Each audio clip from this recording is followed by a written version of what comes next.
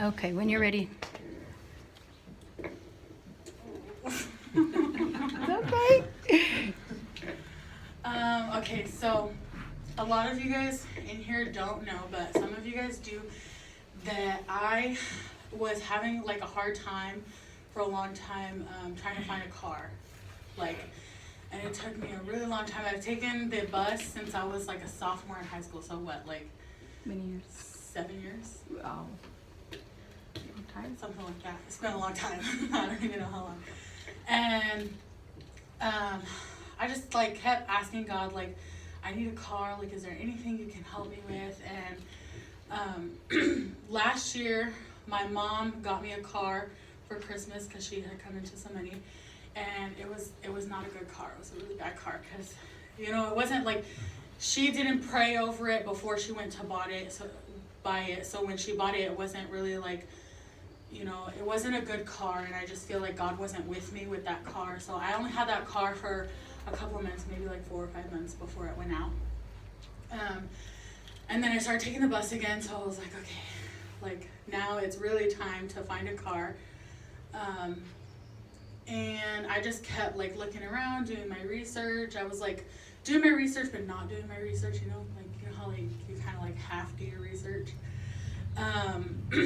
And then Pastor Renee started telling me about this car, because like there's a Toyota Camry my friend is selling. You should look into it. And I was being really picky. I was like, I don't want that kind of car, because my mom had that kind of car, and I was being really picky.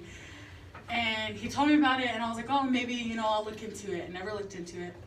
And then like a month later, he told me again, and I was like, no, maybe, like, I was still being picky. I was like, no, I'll look into it. I don't know, we'll see. And I never looked into it. And then again, he told me again, like 2 months later, probably in like, December, yeah. He told me about it again, and I was like, no, I want to go to a dealership and get a new car. And he was like, okay, well, it's there if you want to think about it. So I went to the bank and I applied for a loan, and I like prayed before, and I was like, God, if this is like, if you really want to help me get a car, like, you'll do this for me. And then I was denied, and I was like, okay, God doesn't want me to have a car that way. And it's like, he doesn't want me to take out a loan. He doesn't want me to have payments. So I went the day before Christmas. I volunteered with my uncle, and we were talking about his car. He got his car for $300. The guy was selling it for $2,000. He got it for $300. He's like, yeah, don't you know when God's talking to you? Because I told him about Pastor Renee telling me multiple times to like get this car. He's like, don't you know when God's talking to me? Sorry, I'm like sweaty. And I was like, I guess not. I mean, I don't know. And then I went on my trip to Ohio, and I was like, the week before I left, I was having a really bad week. I was impatient. I was like mean to everyone. I just didn't want to be around anyone. I was like, I want a car. I just want a car. And so I had a dream of, I don't remember all the details, but basically my grandpa was driving, and we were like, it was me and some of my family members in the car, and he was like speed racing in the car, and then the car like flipped over and we got in an accident. And it was a dream within a dream. So that's how you know that it's an important dream, is if it's a dream within a dream. And what I kind of like, at the time I was like, oh, like it has to do with my family, and like something's gonna happen with my family, and I have to be patient with that. But now thinking about it, it was God telling me, you need to have more patience in your life overall. So I was like, okay, so if I need more patience, let me be patient and wait to get a car until I come back from Ohio. When I got back, that Tuesday I got back, I came over here after Tuesday night service, which you guys should go, it's good. And I told Anna and Renee, I was like, oh, my uncle said, like, don't you know when God's talking to you? And I didn't pursue the car or anything. I was just like, this is what my uncle said. And they laughed, they thought it was funny. And then the very next day, the guy with the car had called Renee about something totally different, and then mentioned on the phone, did you guys still want to come look at the car? And so Anna called me, and I was like, that's it. That's God telling me, like, go look at the car. Like, because of what my uncle said, you know, it made me really think about it. Like, and I was thinking, if God really wants me to have this car, he's going to bring it up without me looking for it. So he did. He brought it up, and Anna called me, and then I was like, okay, well, I want to wait until I get my financial aid for school, so I have the money in my hand if I want to get it. So then I waited until Wednesday. Last week I got my financial aid, and me and Renee went to go look at it, and the check engine light was on. It was throwing a code. We came over here. We ran a code on it to see what was wrong with it, how much it would cost to fix it, and it was like $150. Well, they originally, what was it, $2,000? They wanted $2,000 for the car, and they told Renee, okay, we'll take $1,600. That's the lowest we'll go. And then we went to look at it, and we like figured out what was wrong with it, and we told them, look, can you take off the $150? And and they weren't home when we had dropped the car off. Her mom was home. So we dropped the car off, and we're like, he told me, just wait.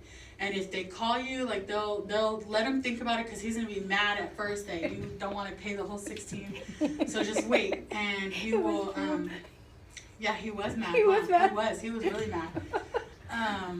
So they sat and they talked about it, and then he was texting Renee, and he was like, well, what's wrong with it? How much is it gonna cost? What about this? What about that? And he was like, finally he was like, you know what, I'll do 15. So Renee texted me, that was what, 3 hours after we had went to go look at it. Renee texted me, and he was like, hey, he said 15. Call him and see if he'll take off the other 50. And I was like, okay. I was like, you know what? Let's wait. Let's take a minute. Let's ask God. So I made, you know how nobody in my house is religious or anything. I made everybody bow their heads and pray with me that if God wanted me to have this car, I was going to get this car, and they were going to knock off the whole 150, or I wasn't going to get it. Okay? So everybody bowed with me. We prayed. And I said, God, if you, like, this is your will, if it be your will, and you want me to have this car, you will knock off the whole 150 for that one part.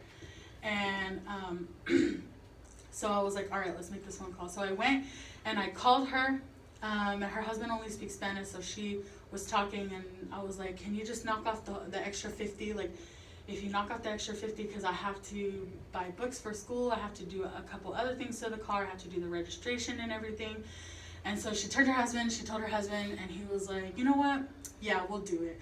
So I was like, really? Like, you'll really do it? And I was like, all right, I'm going to come right now, and I'm going to get this car. So I went and I got the car.